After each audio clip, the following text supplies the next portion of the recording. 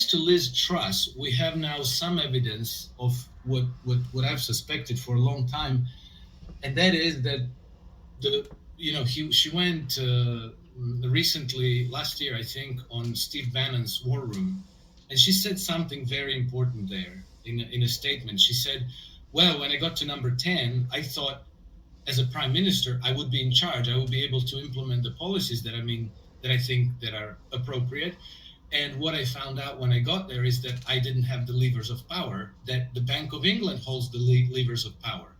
So, again, we always have these indications that the real source of power in Britain is the banking establishment, and that all these wars are not happening because they want freedom and democracy for the Ukrainians or for the Cameroonians or for the Nigerians or anybody, the Bosnians, Macedonians, wherever they're starting to burrow into the system of governments there.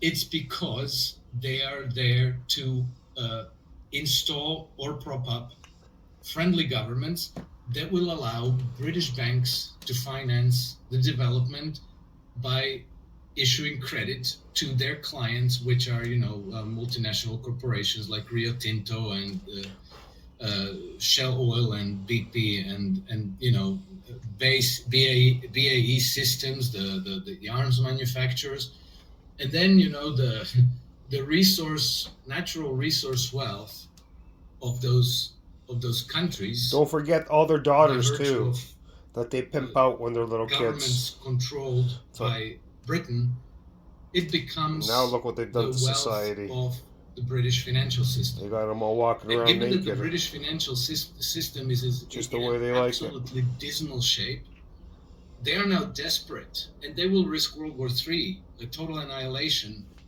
in order to preserve this enormous privilege that they have by means of this, very fraudulent and pathogenic financial system under which we all operate, by the way. But it comes from Bank of England. They didn't invent it. It comes from Venice, Amsterdam, Bank of England, and so on. But they are kind of the strategic and philosophical, so to speak, headquarters of this whole juggernaut that defines the conduct of the Western powers and the track record of the Western civilization, which has been 500 years of total war on humanity, pretty much.